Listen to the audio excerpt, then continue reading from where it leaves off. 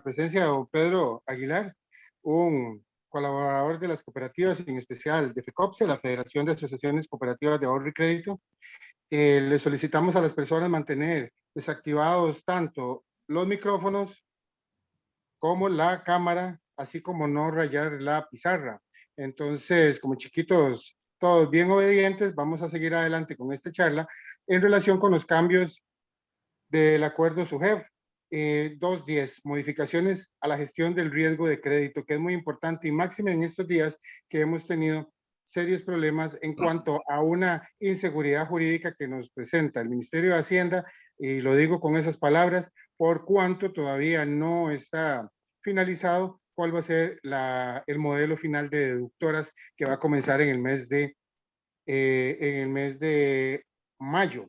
Y entonces, al tener esta inseguridad, todas las organizaciones que dependen del rebajo por planillas, todavía estamos con algún nivel de incertidumbre. Por eso, qué dicha que estén ustedes acá con nosotros y ya 50 personas unidas para mejorar nuestra concepción en relación con las modificaciones a todo lo que tiene que ver con el riesgo de crédito. Así que don Pedro, un economista, un especialista y un gran amigo de FECOPSE, bienvenidos todos. Y don Pedro, por favor, tiene la palabra. Sí, muy buenos días a todos y todas las que están aquí presentes en esta sesión, tanto las personas que están por el Zoom, donde veo bastantes conocidos y buenos amigos también, y también la gente que nos escucha por la página del Facebook de FECOPSE. También es importante comentar que, bueno, esta grabación queda ahí almacenada en la plataforma de FECOPSE. Si alguien no la puede ver completa o puede ingresar tarde, de igual forma, pues ahí la puede ver en cualquier momento. Esta mañana vamos a continuar con estos temas temáticos. Ya con don Javier estuvieron viendo temas relacionados a la gobernanza, principalmente a ciertos temas importantes desde la perspectiva de roles y responsabilidades. Y en estas 2 semanas, tanto el día de hoy como el próximo viernes, entraremos a 2 cambios normativos que fueron pues prácticamente que los más solicitados de parte de varias personas, que están pues ya las entidades en proceso de implementación. Desde mi perspectiva, tanto lo que vamos a ver hoy desde riesgo de crédito como lo que vamos a ver la próxima semana de legitimación de capitales, yo no me preocuparía tanto, ¿verdad?, desde lo interno en una institución, porque desde mi perspectiva, la gran mayoría de cosas que de alguna forma se están pasando ahora a la norma 210, ya las instituciones la tienen. ¿Okay?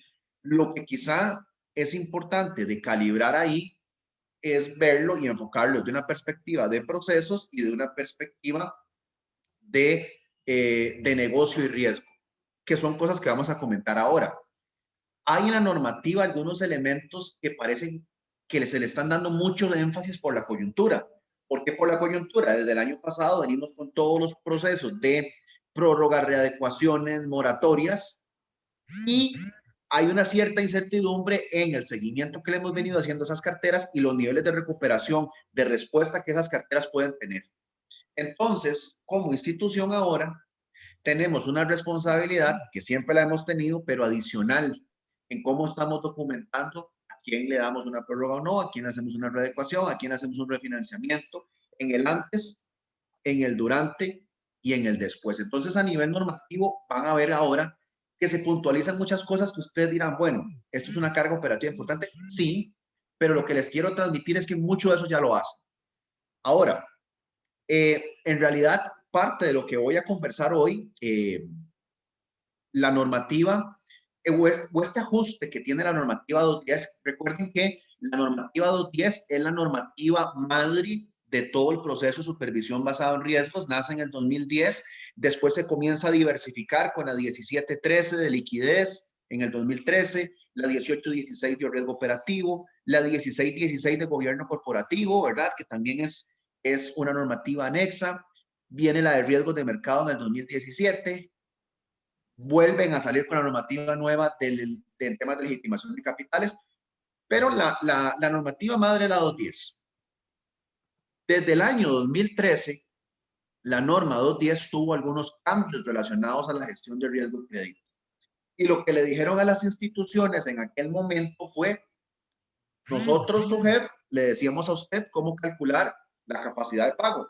Pero como estamos con el tema de supervisión basada en riesgos, ahora cada institución va a calcular sus metodologías de capacidad de pago, tanto para deudores individuales como para portafolios. Y había una serie de incisos. Eso los quitaron de donde estaban y los están tratando de meter casi que como un anexo, ¿verdad? Dentro del marco 210. Ahora, ¿qué es lo que busca esta reforma? Realmente lo que está intentando hacer es consolidar desde la perspectiva de riesgo el proceso de crédito, que no necesariamente los procesos de crédito se han venido haciendo con una lógica de riesgo.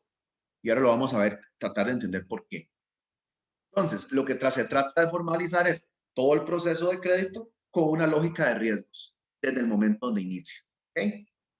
Vamos a tratar de entender en qué consiste eso. Y ustedes, quizás mi interés en la sesión es que puedan ir diciendo, ok, no, mira, esto lo tenemos, tal vez tenemos que calibrarlo. Esto otro nos falta o esto otro no lo tenemos, como los modelos internos de pérdidas esperadas, por ejemplo. Algunas cosas van a ver que las tienen y lo que hay que hacer es calibrar. Esto lo digo porque lo primero que las instituciones tienen que hacer, igual que cuando viene cualquier normativa, es tratar de hacer un tipo de diagnóstico, ¿verdad? A ver cómo estamos y ahí vienen los planes que le vamos a dar seguimiento eventualmente. Ok, dos filminas muy introductorias. Esto, pues aquí hay muchos conocedores, ¿verdad? Al menos en la sesión del Zoom, que esto es ya sabido. Cuando uno habla del proceso de gestión de riesgos, básicamente uno piensa en la unidad de riesgos, ¿verdad? Que es segunda línea de defensa. Pero realmente una organización inteligente al riesgo pasa por toda la organización, que es en la forma de pensar y en cómo ejecutamos las cosas. Entonces, los verbos estándar que siempre dicen, bueno, usted identifica el riesgo, lo mide, una vez que lo mide, lo puede controlar, lo va monitoreando y puede ser necesario que tenga que tener alguna acción para mitigarlo y al final lo informa.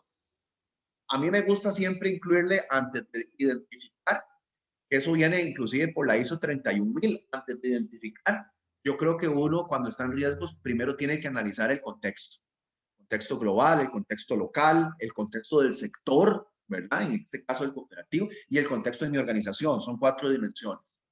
Antes de entrar a identificar, porque identificar riesgos puede ser muy sencillo, ¿verdad? Analizar el contexto para después meterse a los riesgos es un poco más interesante.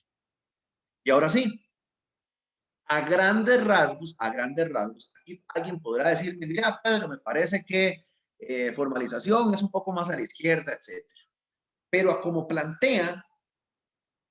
se plantea normativamente hablando, más o menos el proceso de crédito tiene esta lógica, ¿verdad?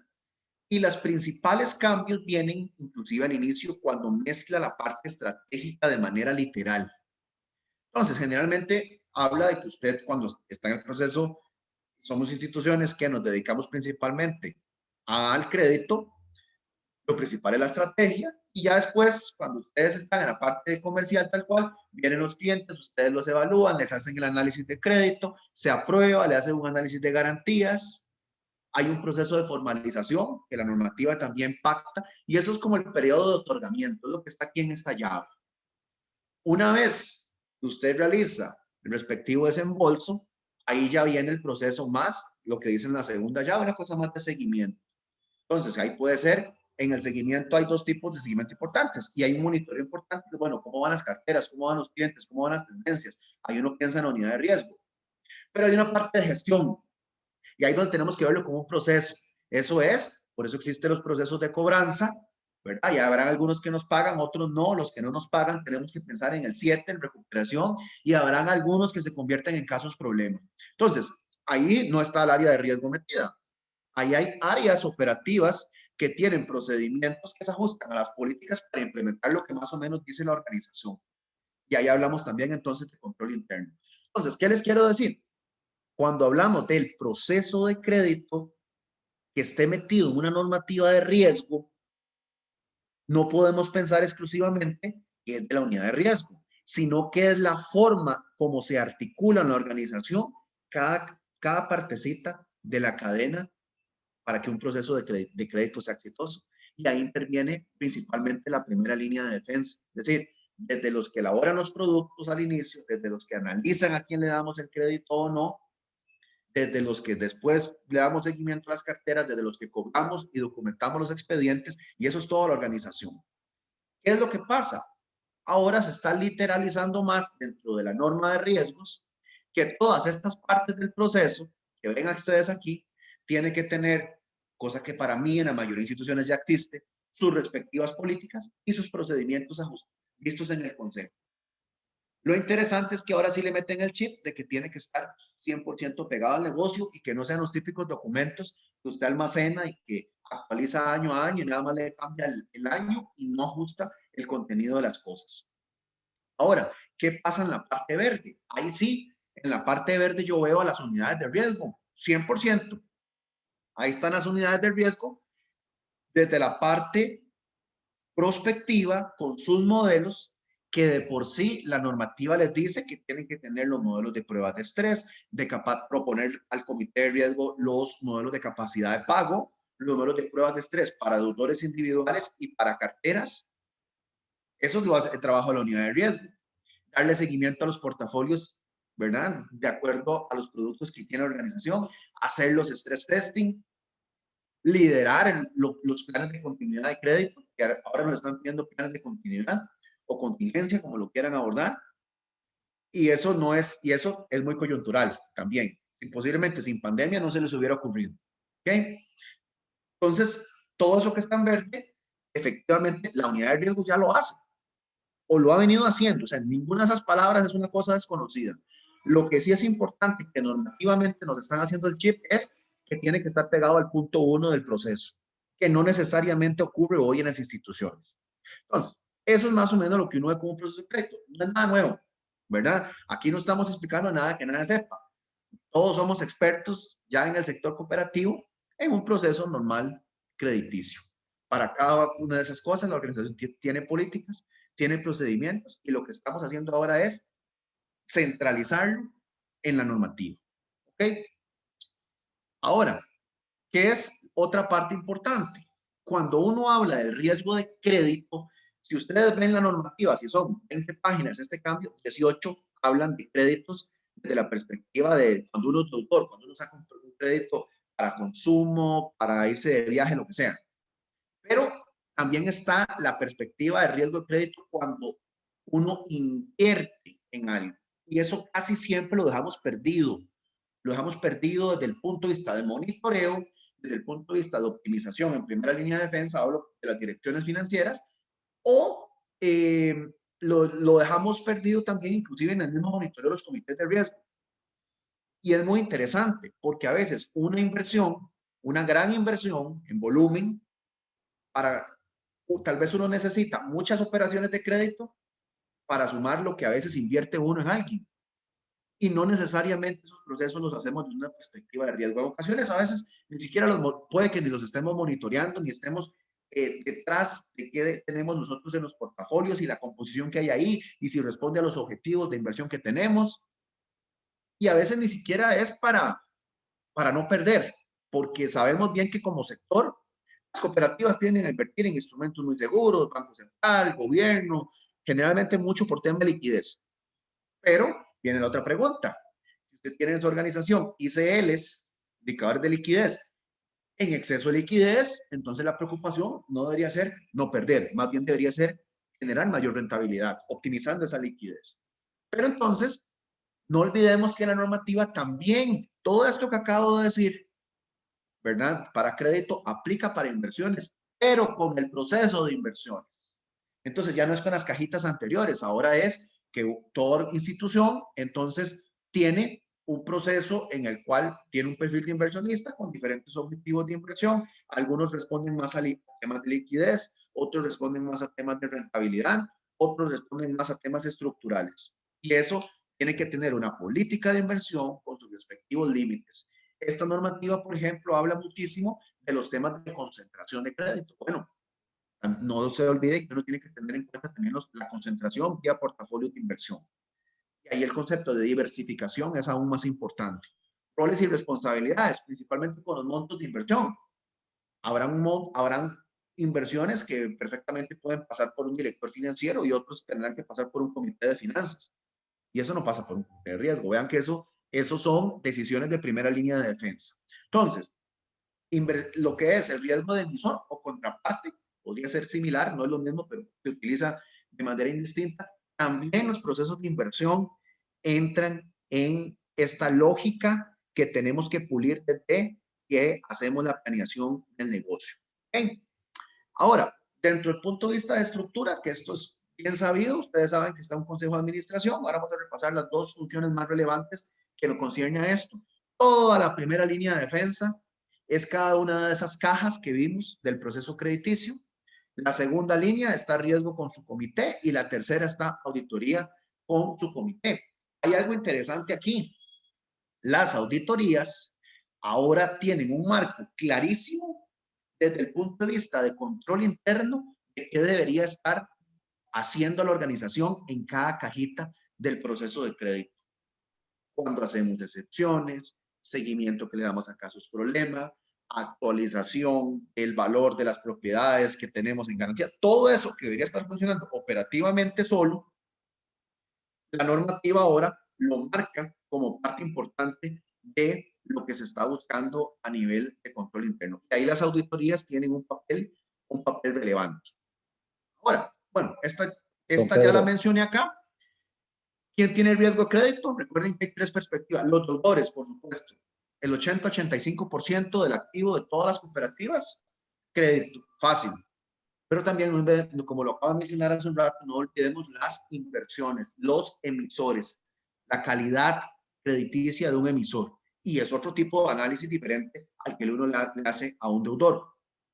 Ahora, esta normativa, y este me parece a mí el párrafo más, alguien está aquí dibujando, a esto me parece a mí el párrafo don Pedro, perdone, don más Pedro. relevante, me parece a mí el párrafo. ¿Alguien conversó por ahí? Sí, don Pedro Dilson. Adelante. Hágame un favor, ahí usted está compartiendo arriba donde dice compartir, hay una opción donde aparecen 3 puntitos. Ajá. Entonces, ahí hay una opción donde puede deshabilitar a las personas que están, para que no puedan marcar, e incluso puede poner una indicación para mostrar quién es el que está marcando, para que lo Ok. habilite, por Bueno, favor. está bien, pero no, dejémoslo ahí, dejémoslo Nada más que no marque. Está bien. Entonces, les decía, la función más medular que yo identifico dentro de todo el reglamento, que siempre lo hemos hablado, ¿verdad? Siempre que uno habla con compañeros de riesgo y siempre en todo lado se decía, pero en ningún lado, nunca el regulador lo había puntualizado. Y hasta ahora incorpora como una función del Consejo de Administración lo que dice aquí literal. Dice, asegurar que el plan estratégico y el plan de negocios, que es lo que hacemos en el año a año de la organización, se encuentran alineados a la declaración de apetito y riesgo. Eso es central. Y que se evalúan los efectos de su ejecución sobre el perfil de riesgo. Ya vamos a profundizar un poco ahí, pero eso es importantísimo, porque al día de hoy puede que existan instituciones que cuando plantean ese plan estratégico que derivan planes de negocios, que es lo que vamos haciendo en el año a año, puede que esa evaluación antes de aprobarse nunca pasó por los equipos de riesgo. Pero se supone que los equipos de riesgo son los que le dan seguimiento a la declaración de apetito de riesgo. Y ya vamos a repasar un poco los conceptos. Entonces, si ese ejercicio no se hace de manera previa, vamos a estar gestionando dos cosas muy distintas. Es decir, el negocio posiblemente tiene gente técnica buenísima, tomando decisiones muy técnicas, pero lo que les quiero decir es que está divorciado de lo que el riesgo está diciendo. Y no porque el riesgo tenga razón o no razón. Lo que estoy diciendo simplemente es que el uso de las herramientas están completamente diferentes. Les digo algo, las unidades de riesgo hoy por hoy han avanzado increíblemente en la formulación de indicadores. Tienen herramientas muy robustas, tienen gente muy buena gestionándolo. Pero si ese indicador de riesgo no se mueve cuando el indicador de negocio va mal, algo hay que hacer un match ahí. Y no es una tarea fácil. Pero hoy por hoy, y esto tiene mucho sentido, la regulación lo está tratando de evaluar. Yo esperaría que el regulador, si hace una supervisión a la institución financiera, lo que le pida es, bueno, relacióneme cómo las métricas de negocio se afectan cuando hay un indicador de riesgo que se deteriora o viceversa, para ver realmente el conecte de esa declaración de apetito con el plan estratégico, ¿ok? Porque se supone que si la declaración de apetito, algo se nos puso en amarillo o en rojo, algo no anda bien. Y ese algo no anda bien, tiene que estar ligado a algo que está fallando en la estrategia. Si eso no se está hablando, puedo tener una gestión de riesgo buenísima con mi dashboard de indicadores, pero no te da señales, no te da alertas o no te da valor a lo que el negocio puede ir tomando de decisión. ¿Ok? Entonces, vean cómo, y aquí es muy importante, función del consejo, aquí hay mucho director en este momento, y esto, por favor, esto no es simplemente que la administración lleva un plan de negocios, posiblemente muy bien armado con su equipo, entonces como los números finales nos gustan, todo parece tener sentido y le damos, no, hay que llamar a la segunda línea, vean ustedes cómo ven esto, simulen ese plan de negocios que vemos a diciembre del 2022, pásenlo por los indicadores de riesgo, a ver qué pasa, a ver cómo queda la foto. Si la foto queda en verde, quiere decir que la declaración de apetito está en verde, adelante. Pero si no, es el momento de decirlo para evitar que la organización pueda asumir riesgos que después no va a poder gestionar. ¿Okay? Ahora, otro punto importante, vean que la misma 1616, y esto viene desde el año 2016 que se aprueba esta normativa, la 1616 decía, la primera función del Consejo es dar seguimiento a los objetivos estratégicos mediante un marco estratégico por líneas de negocio que relacione, y vean aquí las dos palabras clave que están es que relacione retorno esperado contra apetito riesgo. Es decir, nos está diciendo que ustedes, consejo, tienen que ocuparse cuando aprueban el negocio de los indicadores de negocio y a la parte de los indicadores de riesgo.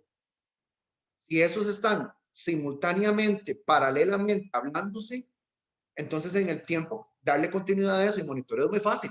Si no, ya tenemos un tema. ¿Qué es lo que ha pasado en los últimos años?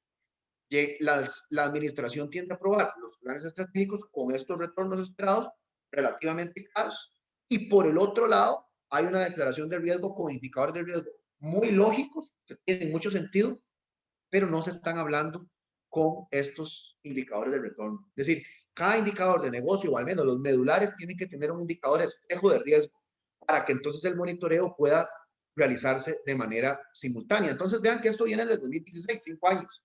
Pero hasta ahora, desde el punto de vista del riesgo de crédito, se viene a puntualizar que tiene que estar ese conecte en la nueva normativa de riesgo de crédito. ¿Qué busca esta declaración de apetito riesgo? Bueno, siempre hemos hablado mucho del famoso apetito riesgo, el famoso apetito riesgo. Ahí ustedes tienen la definición, ¿verdad? El apetito riesgo es simplemente qué riesgo quiere asumir usted.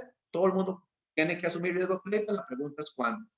Pero entonces las preguntas que uno trata de hacerse detrás de esto es, y es un poco lo que les enfoco aquí al final, uno debería preguntarse de cada producto clave, de cada línea de negocio importante, ¿cuál es la rentabilidad que usted desea, que usted espera de ese producto, que eso es plan estratégico? Pero paralelamente, usted para decir eso, para decir, sí, quiero efectivamente esta rentabilidad, estoy dispuesto a hacer todo lo que haya que tengamos que hacer para lograrla, y eso que implica contratar gente, publicidad de mercadeo, posiblemente temas contables, operativos, es decir, no es simplemente el producto no llega al cliente por sí solo, hay todo un aparato operativo que lo respalda. Si esa rentabilidad nos gusta, con todos los costos asociados, la siguiente pregunta es, bueno, ¿y cuánto nos podría representar en pérdidas esto? Y uno tiene que llamar al de riesgo para poder responder eso. Si simplemente tomamos la decisión sin tomar en cuenta el de riesgo, entonces riesgo puede tener los mejores indicadores posibles que le va a ser muy complicado monitorear esto después. Entonces, cuando ustedes hacen esa pregunta, ahí donde la organización se enfrenta a ver si quiere ese apetito el riesgo. Si las pérdidas esperadas de ese producto puede que compliquen demasiado algunos indicadores, por ejemplo, de rentabilidad, de solvencia o eventualmente de flujo, si no ustedes ven que los puede complicar de más, posiblemente quiere decir que no están dispuestos a asumir ese riesgo y se devuelven entonces al plan estratégico. Pero vean que el ejercicio aquí es conjunto. Esto es uno de los puntos que más se enfatiza con este enfoque que está tratando de plantear el regulador. ¿Cuáles son los principales errores desde esta perspectiva de planeación? Un poco ya lo he dicho, ¿verdad? Indicadores de riesgo aislados o un simple tablero. Y cuando digo simple tablero no es porque no sea exhaustivo, es muy exhaustivo. Un set de indicadores gigante, buenísimo. Pero los indicadores cambian de color. Nos preocupamos porque vuelve a estar en verde el indicador de riesgo para decir que no hay desvíos de nada, pero el negocio siguió como si nada. Entonces, ¿cuál es una de las conclusiones que uno podría decir ahí? Se puso todos los indicadores de riesgo, están en rojo y al negocio no le está doliendo nada. Entonces, ahí es donde esa sinergia es relevante. El segundo punto, lo que les decía, todo indicador de negocio, ojalá, o no todo, al menos los importantes, tiene que tener un indicador espejo para poder crear ese match. Y el otro punto importante acá, que siempre llama mucho la atención, son los límites, ¿verdad? Los límites en teoría existen para que usted, si algo se le sale del límite, usted tome acciones, y la normativa enfatiza mucho en el concepto de capacidad. Es decir, ¿cuál es la capacidad de la organización? ¿Cuál es el riesgo máximo que podría tomar? Pero entonces, ¿qué? Y ahí fallamos mucho los que estamos en riesgo, ¿verdad? Porque entonces jugamos mucho con el porcentaje y hacemos los intervalos en más 5%, menos 5%. O si son razones, decimos que entre 1.10 y 1.15 tiene sentido, ¿verdad? Antes de fijar ese límite, debemos de nuevo ir a ver qué implica cada uno de esos niveles, si efectivamente pasa en el negocio. Vean que todo este rato he dicho cómo impacta el negocio el riesgo. Bueno, si el riesgo va a poner límites, es al revés. Tiene que ir tanteando los niveles, los diferentes umbrales, con la foto de cómo se ve el negocio.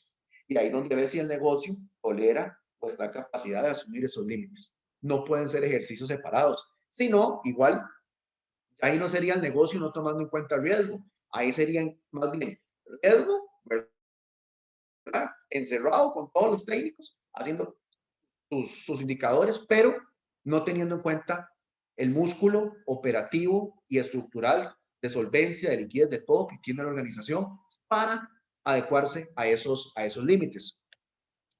Perfil de riesgo. A veces la gente siempre habla, y esto siempre ha sido mucha discusión, acá he estado yo en muchas mesas.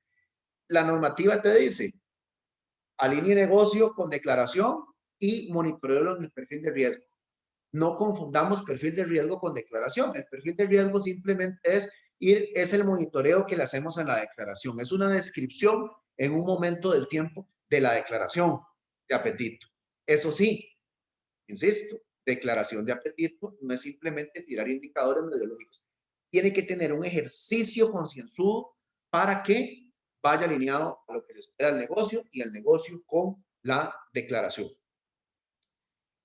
Temas que debe considerar el Consejo que vienen muy literales en la normativa y que vienen como funciones.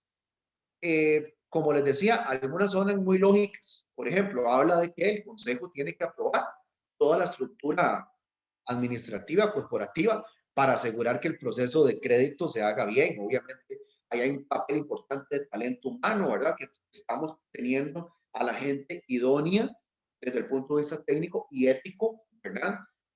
Para desempeñar sus funciones. Habla de que tiene que aprobar las metodologías de capacidad de pago para estrés y destrés, tanto individual como agregado. Ahora, pero vean lo importante de aquí. Claro que el Consejo las aprueba.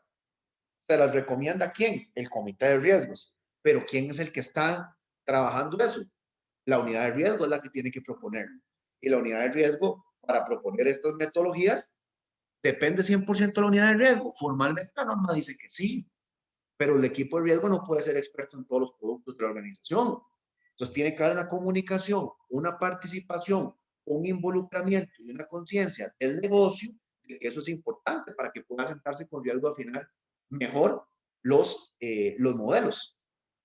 Quizás esta primera línea de defensa quiera pecar un poquito asumiendo más riesgos de la cuenta, pero bueno, ahí están riesgos también para dar su perspectiva. Otras funciones que algunas muy generales y que se dan, los consejos tienen que aprobar todo lo que es el sistema o esquema de incentivos.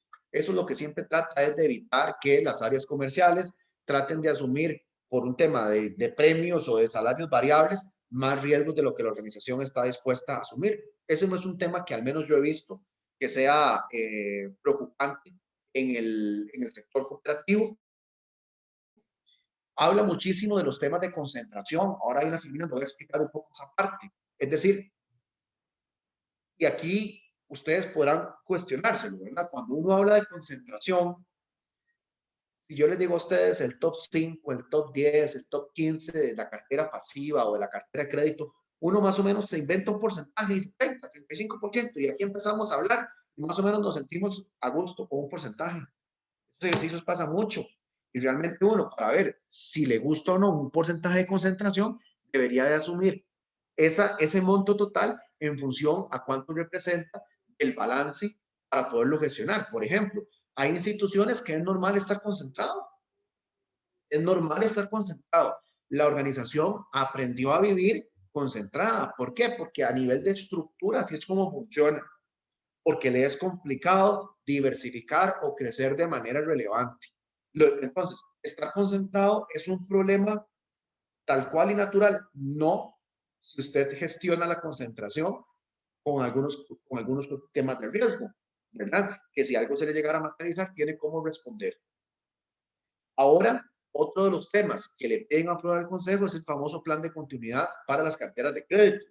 Estábamos muy acostumbrados a ver plan contingente de liquidez, plan contingente de riesgos de mercado, que ahí le incluía uno precio, tasa, tipo cambio, que son cosas muy relativamente similares.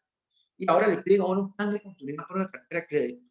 Entonces, cuando uno lee eso, uno empieza a decir, bueno, ¿cómo va a tener un plan de continuidad para la cartera de crédito? Casi que suena como una idea que surgió con temas de pandemia, ¿verdad? Pero la mejor forma de entrarle a un plan de continuidad desde la perspectiva de riesgo de crédito es precisamente en circunstancias normales, todas esas cajitas que veíamos de la parte de riesgo de crédito es que todo eso funcione relativamente bien.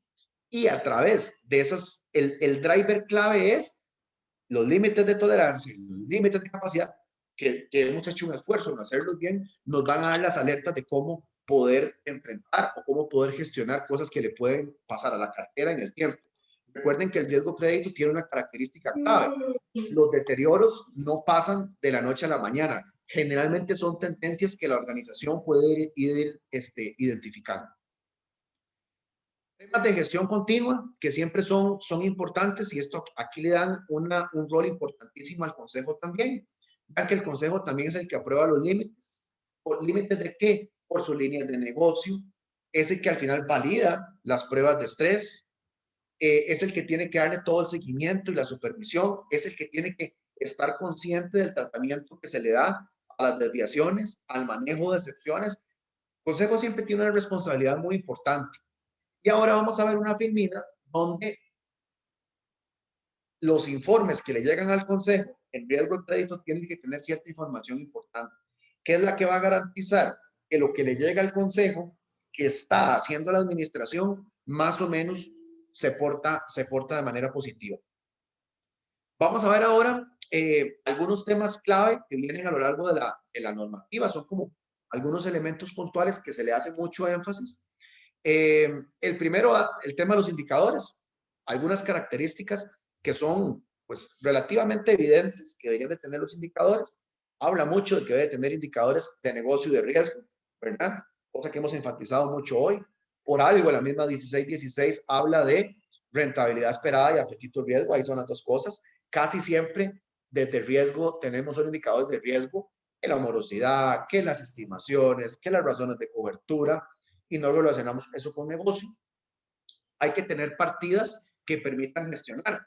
Por eso es muy importante que algunos de los indicadores que hay que incluir dentro del set de indicadores no necesariamente de la declaración de apetito, porque puede que no sea estratégico, pero sí del perfil de riesgo, porque me da la foto del momento, algunas partidas clave haya que cuadrarlas con negocio, que negocios es el que sabe por dónde le puede doler a la organización las cosas. Los indicadores deben ser simples, sencillos.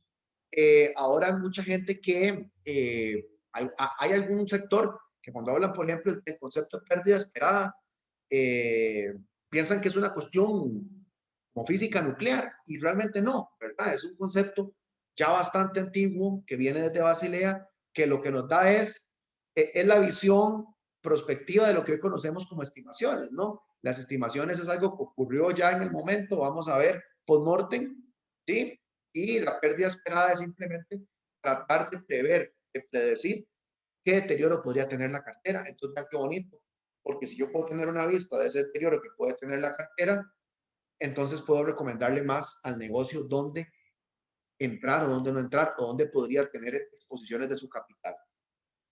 Y el otro punto importante es, y esa es una pregunta que debemos de tener, ¿cuáles son los principales productos que tiene la organización? Porque debemos de llevar ese set de indicadores por producto. Es decir, las principales razones que nos preocupen, llevarla por producto. ¿Por qué? Simplemente por desagregarlo por deporte, porque tengo un montón de indicadores. No, sino que eso debe responder al marco formal de gestión. Es decir, cuando uno piensa en que hay políticas que están aprobadas por consejo y uno dice, ok, las políticas y las llaves que tenemos para cerrar o no la llave depende es por productos, cada producto tiene límites diferentes, se dirigen a un tipo de cliente diferente, ¿verdad? Responden a necesidades del mercado distintas. Entonces, si nosotros tenemos esos niveles de desagregación, de lógica en el negocio, para decir por qué vamos a hacer un producto para adultos mayores o un producto específico para asalariados entre los 25 y los 45 años de la zona rural. Eso tiene toda una lógica que responde a refinanciamientos, etcétera, etcétera. Todo lo que el área comercial, el que diseña los productos, pudo haber pensado. Entonces yo no puedo, desde cuando monto los indicadores para monitorear eso, ver todo ese producto dentro de una masa con todos los demás. Los indicadores generales simplemente es el resultado final. Me interesa ver qué es lo que está pesando, ¿verdad? ¿Qué es lo que está pesando dentro de ese total? Porque cuando me voy a desagregar, puedo identificar temas de algún producto en específico que tal vez está aportando un poco mal y puedo ir a ver si es un tema de tendencia, si cuando cambia la tendencia es que cambie la política o si se debe a que abrí la llave con alguno de las características que estaba buscando de esos clientes. Entonces, vean qué útil es el uso de la información, ¿verdad? Esos indicadores relevantes de cada uno de esas líneas de negocio, desagregarlos. Sí, si me da información es importante desagregarlos, ¿ok? Muy bien. En temas de concentración, se le da mucho énfasis en la normativa a temas de concentración. Hay varios desgloses que vienen por temas de concentración. Ahora, aquí el sector cooperativo, y de una vez ya he hablado de esto con algunos compañeros de riesgos, el sector cooperativo está altamente concentrado en consumo, ¿verdad? Como sector, comparado a los demás sectores, somos el sector más concentrado en consumo. Por ahí algunas cooperativas se han ido metiendo un poco en el sector vivienda y demás. Ahora, más que ir a verlo como el gran sector consumo, yo creo que es importante ir a verlo por los productos específicos que tienen ustedes.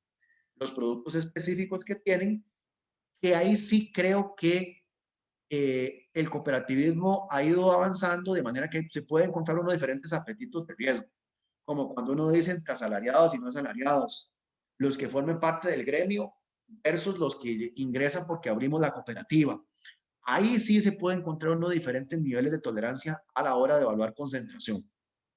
Donde creo que hay un trabajo interesante para hacer, pero no desde la perspectiva de que voy a perder en las inversiones. Si alguien me dice que tiene un portafolio de inversiones diversificado en este momento, yo no le creería. Y no es culpa de nadie, es porque estamos en un mercado, y eso pasa en la mayoría de países cercanos, un mercado altamente concentrado en hacienda pública, bonos de gobierno, bonos de corto plazo, pero el sector también ha sido tímido en explorar otras alternativas. O sea, son las dos cosas. Pero entonces yo creo que ahí, más que decirles a ustedes, no estén concentrados porque pueden perder, no lo veo así. Lo que les digo es, traten de ver diferentes alternativas de inversión. Eso no les va a hacer comprometer la liquidez. Y no lo digo por un tema coyuntural, creo que siempre ha sido así. O sea, inclusive en escenarios donde la liquidez ha estado un poco comprometida, en general, las cooperativas casi siempre han tenido una liquidez interesante. Y hoy por hoy, mucho más, ¿verdad? Lo hemos visto en todos estos meses recientes. ¿Alguien en el sector ha tenido un problema de liquidez? Para nada, hay liquidez de sobra, ¿verdad? Liquidez que no necesariamente se puede colocar por la desaceleración económica y todos los temas país que tenemos. Entonces me parece que ahí hay oportunidades interesantes que podrían haber en términos de rentabilidad y optimización del portafolio de inversiones. Y ojo, ahí también entra riesgo. Y vean que el mensaje ahí no es, ok, vamos a perder plata, nos estamos exponiendo. No, no. Ahí más bien ya no es la parte de control del riesgo, sino es tratar de querer optimizar más lo que hace la organización. Recordemos las primeras filminas. Va pegado al plan de negocio y el plan de negocio tiene que también estar optimizando lo que hacen inversiones. Entonces, riesgo tiene que generarle valor al negocio y poderle decir qué cosas, sin exponernos más, podríamos estar haciendo mejor para generar algunos intereses de más. ¿Okay? Ahí también entra el riesgo. Ahí donde el riesgo comienza a evolucionar como unidad y a decir, ok, ya no solo estoy cumpliendo la parte normativa, sino que me estoy, inclusive hasta le puedo recomendar, sin que pierda independencia, algunas cosas al negocio. Y eso creo que puede ser un reto importante para los departamentos financieros, porque creo que en la gestión de las inversiones, el sector ha podido hacer todavía más cosas y creo que son buenas oportunidades todas estas partes de optimización para poderlo desarrollar. La normativa habla, ellos lo llaman proceso de formalización. Yo creo que el proceso de formalización puede variar de las partes específicas que tienen en la organización. Sin embargo, las pongo por acá para que las tengamos en la mente, especialmente los que están en algún comité de crédito, los que están en algún consejo, los que están en cumplimiento normativo, también es importante. Que la norma habla de que todo lo que son los procesos de documentación previa, de desembolso, de cobranza y pago y de mantenimiento de la documentación del crédito, es como la parte literal de varias de las cajitas que ponía al inicio. Ahora, ahí donde yo les digo a ustedes, ¿acaso ya no tienen las cooperativas procesos de qué hay que hacer para pedir un crédito, qué es lo que hay que cumplir para hacer un desembolso, para temas de cobranza y pago, para cómo se mantienen los expedientes y se actualizan? Yo creo que sí, creo que todo eso ya existe. Entonces, muy posiblemente, lo que pueden haber acá, más bien es oportunidades, ¿verdad? Para meterlo dentro de los mismos esquemas de procesos que ya tiene la organización. Y ojalá, ¿verdad? Inclusive muchas auditorías ya lo hacen. Creo que el aporte que podría dar los equipos de auditores a si esto está funcionando bien o no es interesante. No cometan el error que la normativa a veces, inclusive la primera versión de esta normativa quería, que era meter a las áreas de riesgo en cosas que no tienen que hacer, como monitorear esto, ¿verdad?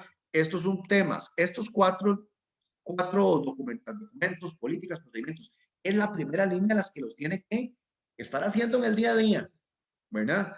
Y ojalá tengamos un control interno para ver si eso se está pegando a la realidad. Mi sensación, ¿qué es lo que está pasando con esto? La regulación está buscando de alguna manera evitar un riesgo moral de las instituciones, que como ahora hay flexibilidad para hacer ciertas cosas en crédito, que se presten para malas prácticas. Yo creo que eso es lo que se está buscando. Entonces, bien que mal, Inguerra avisaba números de soldados, se me lo están todavía poniendo dentro de un reglamento de riesgo de crédito, creo que vale la pena tomarlo en cuenta. Lo que les quiero decir es que de alguna forma esto ya existía. Lo mismo, así como hablan de formalización, hablan de cosas específicas que deberíamos de tener para los créditos en deterioro. De nuevo, estamos en una coyuntura donde este problema se exacerba, pero nada de esto es nuevo en el sistema financiero. Todo lo que tiene que ver con cómo documentamos políticas para lo que queremos de acciones correctivas, sobre cómo tercerizamos todo lo que es, por ejemplo, los servicios de cobranza, cómo documentamos lo que está en cobro judicial, en cobro administrativo, qué indicadores tenemos para darle seguimiento a las recuperaciones. Entonces, ¿qué es lo que pasa aquí?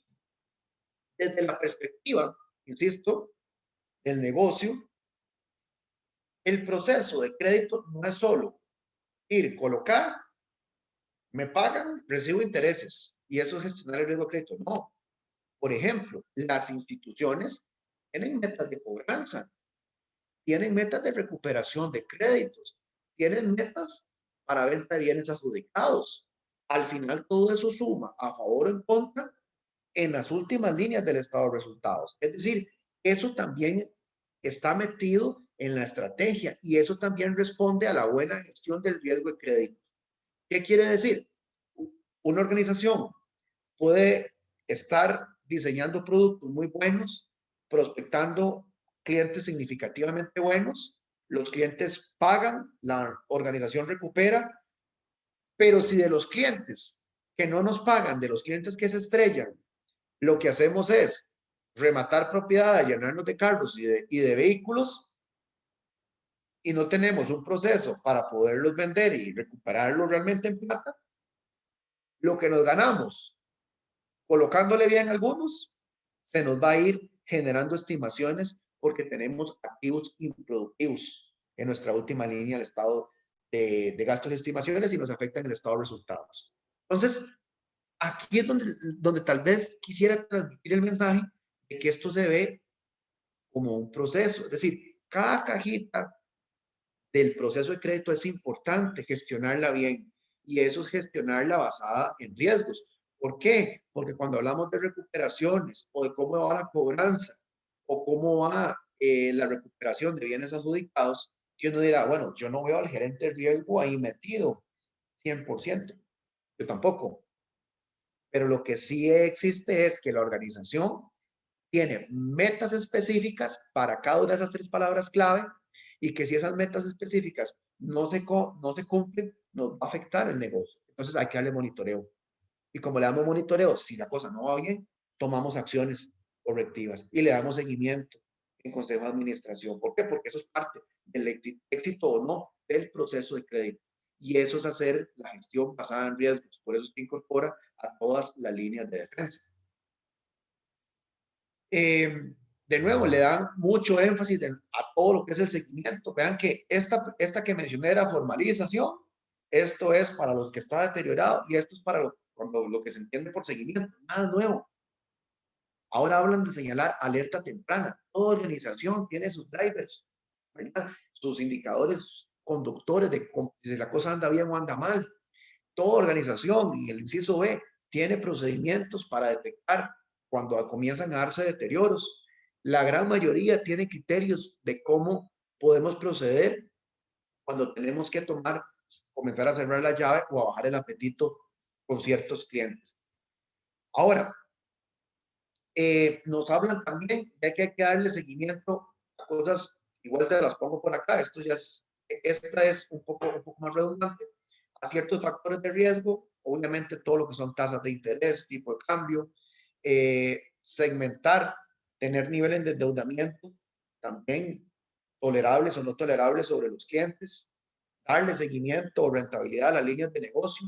Y hay algo de todo esto, la que quisiera enfatizar. La normativa habla de modelos internos para tratar de evaluar a los clientes. Eso no es más ni menos que el concepto de pérdida esperada.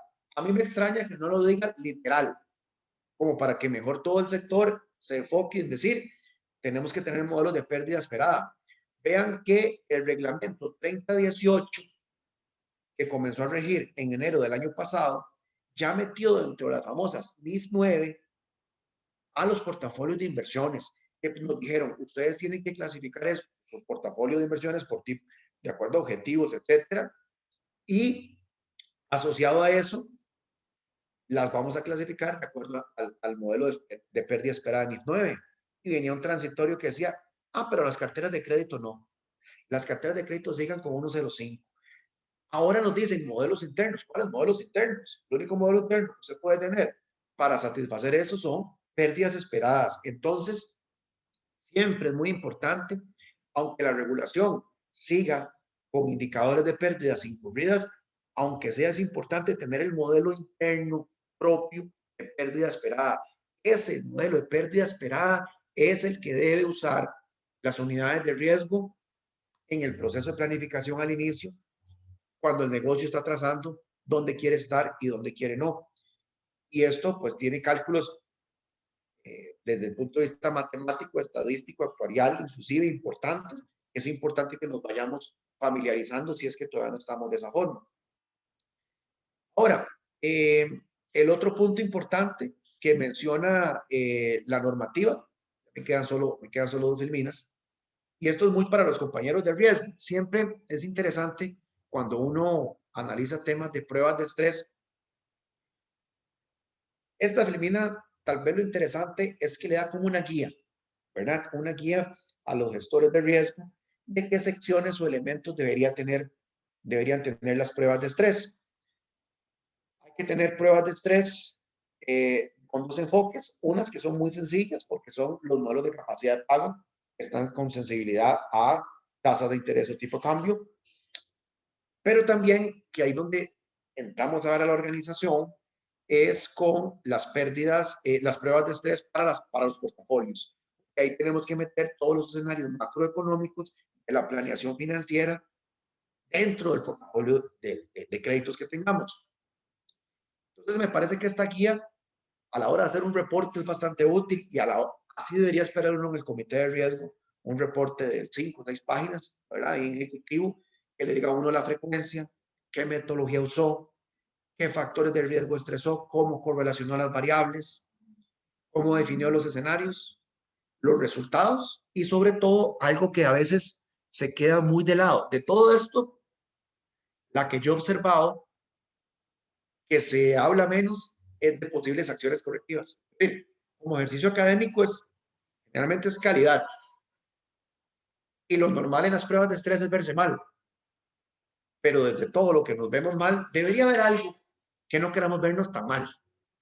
Ahí es donde el consejo, comité de riesgo, debería recomendarle al consejo algo medianamente valioso que tal vez el consejo quiera tener. Y finalmente, que me parece que desde el punto de vista de transparencia no se toca tanto en la normativa. Mi principal preocupación con con lo que plantea la normativa es que como les digo, por la coyuntura yo creo que si no tenemos un proceso de concientización sobre esto y enfocándolo con todo esto, basado en riesgos y demás, se puede prestar para cierto riesgo moral, como les decía. Recuerden que en todos estos meses hemos tenido o debido estarle ayudando a nuestros clientes buenos. Es decir, no es una coyuntura para ir a agarrar los clientes que ya teníamos malos, que ya venían deteriorados o cuyo deterioro no responde a las circunstancias que han ocurrido con pandemia para reestructurarlos y de pronto tener niveles de morosidad que no son ciertos, ¿verdad? Pueden hacer el ejercicio los que quieran, pero si ustedes analizan la evolución de las carteras morosas, descontándole los crecimientos, ¿verdad? Normales. Cuando uno analiza qué ha pasado con los buques de mora, con la información que está de algunas instituciones financieras, uno se da cuenta que era normal esperar que las morosidades no subieran. ¿Por qué? Porque hicimos las readecuaciones y todo para que no subieran. Pero si uno observa que una organización, a partir del momento donde le dicen refinancie, reestructure, las morosidades que tenía disminuyeron de manera significativa, es que usted le está ayudando a un montón de clientes para lo cual no estaban hechas las iniciativas. Entonces, todas las políticas que he dicho yo aquí, que ya están, que ya funcionaban, que son parte del proceso de crédito, te las estás brincando y no se están ejecutando bien. Entonces, ahí habrá que entender por qué la primera línea está tomando ese tipo de acciones y sobre todo por qué no lo estamos monitoreando ni identificando. Y ahí es donde yo hablaba del control interno. ¿Qué es lo que me preocuparía a mí? Que si eso ocurre, en dado momento, eso va a reflejar la realidad. Y ahí sí se nos puede estallar en indicadores importantes relacionados a liquidez, relacionados a solvencia, relacionados a rentabilidad. Entonces ahí es donde tenemos que tal vez tener el foco. Y yo creo que ni eso es una opinión mía, creo que un poco la preocupación del regulador puede venir por ahí.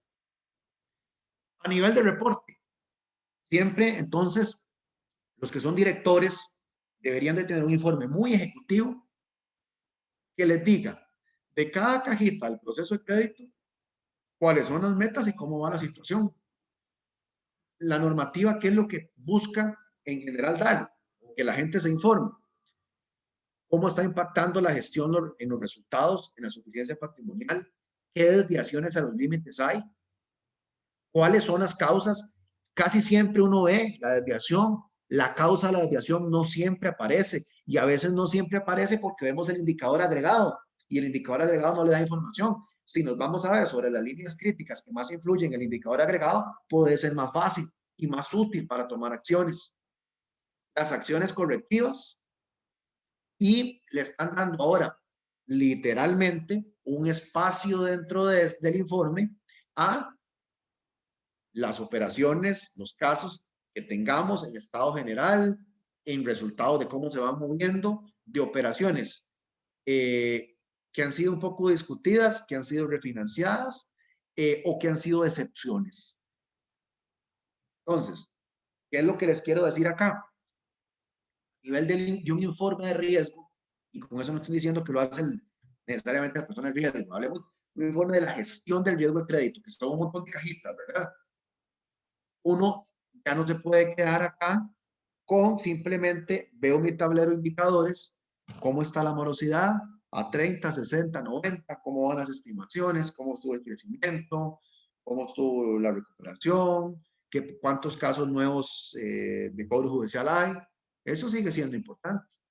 Sí, pero no olvidemos, aquí me voy a volver varias filminas, que aquí estamos hablando de que desde la planeación, cada parte del proceso de crédito tiene sus respectivas metas, de las cuales, si se cumplen en buena hora, al final la organización cumple con su estrategia. Y si eso es así, entonces cada una de estas debería tener un seguimiento importante, meta a cumplir, y que si no cumple la meta, se te materializa algún problema desde la perspectiva de riesgo. Entonces, por eso es que al final tratamos de incorporar todo esto, una información. ¿Para qué? Para tratar de entender cómo está funcionando la gestión del proceso de crédito desde una perspectiva de riesgo, que para eso hay montones de políticas, montones de procedimientos, simplemente que ahora tiene que estar 100% ligado desde lo que dijimos en la planeación y ya no tanto en el día a día o en informes mensuales, que a veces vemos una que otra filmina. A veces uno llega a una junta directiva y de pronto hay un informe ahí aislado de cómo están los casos, los cobros judiciales, los casos problema o la recuperación, si es que ese mes presentó una tendencia muy mala, pero no es parte del ejercicio continuo del monitoreo. Bien, bueno, ya se me fue la hora, pero quizás mis comentarios y reflexiones finales quisiera enfatizar de esta normativa. Lo primero es que ve crédito como un proceso. Cuando hablamos de un proceso de crédito, hablamos de roles que tienen las tres líneas de defensa. Entonces, las tres líneas de defensa que está ahí, cada una tiene que tener metas y que si las metas no se cumplen, hay exposiciones de riesgo. Ahí está el monitoreo que hay que hacer. Lo segundo, clarísimo está que desde la planeación tiene que estar sentada la primera y la segunda línea de defensa para que el proceso sea exitoso. Entonces, habrá un momento donde la riesgo le tiene que aconsejar al negocio, pero cuando el riesgo monta sus indicadores para hacer eso, tiene que dejarse escuchar por el negocio también. Eso es valiosísimo. El tema prospectivo de los equipos de riesgo y de optimización sigue siendo primordial, porque no es solo para créditos, sino también para inversiones.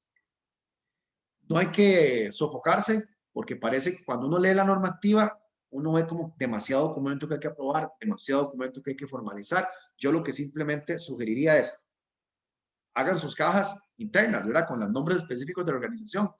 Y ahí uno, con cumplimiento normativo, con un listado muy fácil de dónde está cada cosa que la normativa busca, lo puede acomodar. Y no olvidemos que a nivel de comité de riesgo es importante. Si el comité de riesgo es el que tiene que monitorear la declaración de apetito riesgo, y eso va ligado a la estrategia, y la estrategia incorpora todo el proceso, el comité de riesgo debería estar viendo el monitoreo del estado de cada una de esas cajas para informárselo al Consejo de Administración, garantizando inclusive transparencia. Muchas de esas cajas dependen de la primera línea de defensa, pero la segunda línea de defensa es a través de su comité, es el que lo puede monitorear, supervisar y en dado caso corregir.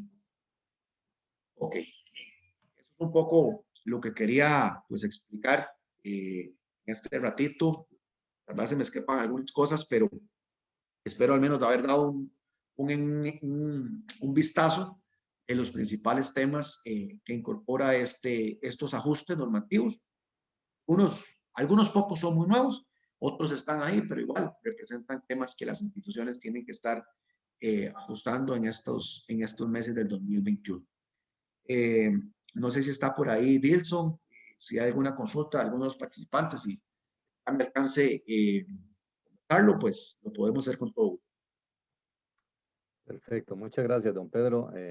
Excelente, pues excelente exposición, como siempre, como claras y aterrizadas, ¿verdad? Como siempre son sus exposiciones. Tal vez antes de comentar ahí o retomar un tema en el que fuiste puntual y fue el tema de la liquidez, donde indicabas que las cooperativas, pues en este momento no tienen, la mayoría, ¿verdad? Una gran mayoría no tienen problemas de liquidez y la importancia pues de administrar esa liquidez en el tiempo, sobre todo tomando en cuenta que la colocación crediticia pues de alguna manera está prácticamente pues estancada, paralizada, ¿verdad? Y muy importante la administración del crédito, ¿verdad? Y en esto, ahora que mencionabas la parte de los bienes adjudicados, pues creo que en ninguna cooperativa queremos llegar a ese punto, ¿verdad? Y en esto es importante pues que enfaticemos en mantener y administrar muy bien toda esa cartera que tenemos al día, ¿verdad? Las carteras que tenemos al día, la cartera que tenemos, no sé, hasta 90 días. Hay que darle mucha importancia a esa cartera, ¿verdad? Para que no se nos vaya a pasar allá una cartera de mayor riesgo que nos genere mayores estimaciones, ¿verdad?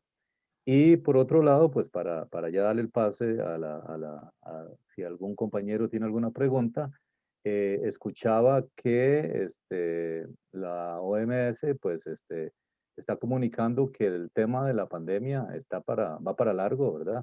Entonces, pues si bien es cierto, existe la mitigación de las vacunas, pero también todos los días aparecen cepas nuevas, entonces esto lo que quiere de alguna manera nos transmite es que el tema de la recuperación económica, pues pareciera que va a ir como lento, como más lento, como paso a paso, ¿verdad? Entonces en esto, pues debemos ser muy cuidadosos, ¿verdad?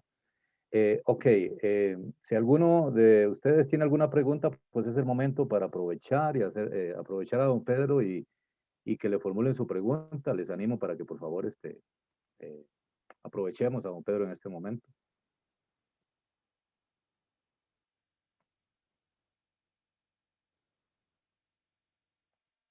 Bueno, vamos a ir leyendo comentarios tal vez mientras alguien eventualmente formula alguna pregunta.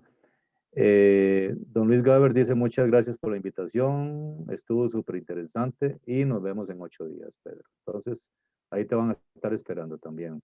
Don Víctor Hugo Núñez desde Facebook dice una consulta, considera que el plan de continuidad debe enfocarse en la gestión que hace la unidad de riesgos o debe incluir la continuidad en todo el proceso desde que se atiende al asociado que solicita el crédito. Sí, bueno, muy interesante, ¿verdad?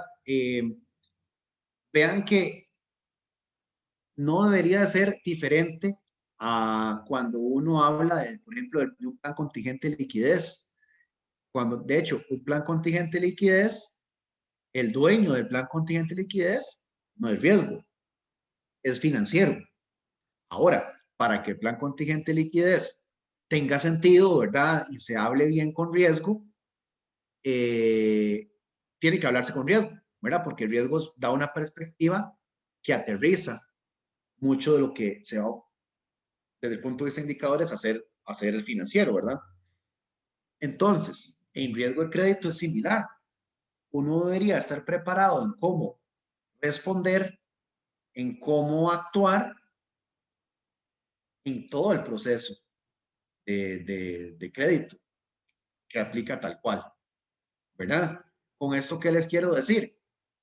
Si es solo la unidad de riesgos, puede hacer un plan de continuidad de riesgo de crédito, pero vean que dentro de todo el proceso que vimos de todas las cajitas, riesgo, claro, hace los modelos de capacidad de pago y hace los escenarios de estrés, y por ahí se puede inventar un backtesting, indicadores prospectivos, y está bien, pero eso es parte de su monitoreo tal cual. No es algo de gestión, no es algo operativo de cómo puede responder la organización si hay cosas que se empiezan a complicar. ¿De quién depende eso? Más bien, de la primera línea de defensa. Entonces, más bien, debería estar enfocado en cómo lo gestiona la primera línea de defensa e igual que con cualquier otro de los planes, muy de la mano con riesgo, porque riesgo le puede dar siempre una vista diferente sobre indicadores, sobre gestión, pero no es algo que deba descansar en el equipo de riesgo.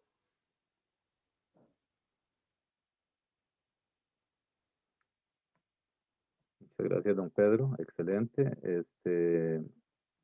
Doña Nidia Durán, muy agradecida con la charla. Buen fin de semana y cuidarnos mucho. Saludos, don Pedro. Don José Quiroz Duón, excelente exposición, don Pedro. Y pareciera que no sé, no veo más preguntas. No hay preguntas directamente.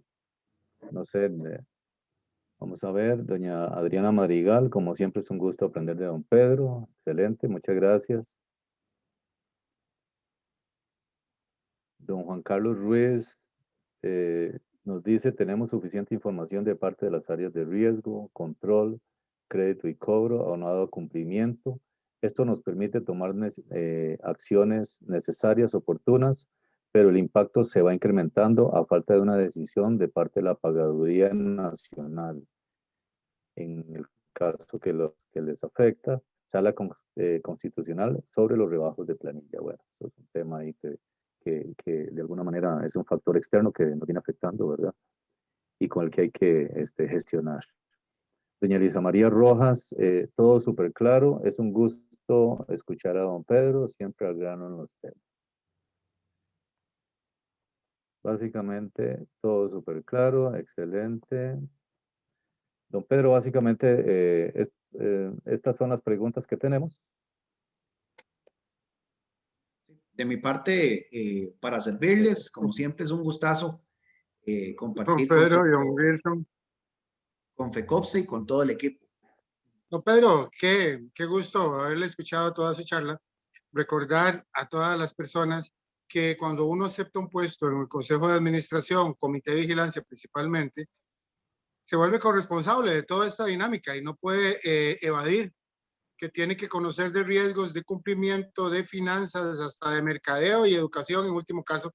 ¿Para qué? Porque somos un colectivo, somos organizaciones de la economía social de propiedad colectiva y aunque veamos una cooperativa por la esencia cooperativa que es, hay una parte que es que no somos bancos, pero hay una normativa que nos supervisa y nos pide estándares internacionales de cumplimiento. Y dado que es un asunto legal, tenemos que cumplirlo. Y entonces, entre mejor cumplamos nuestras obligaciones como dirigentes, mejor para la organización, porque la supervisión prudencial no es para joderle la vida a alguien. A veces pareciera que sí, pero en último caso es para que la organización marche bien y por ende todas las personas propietarias, todos los cooperativistas puedan estar tranquilos del manejo de su organización.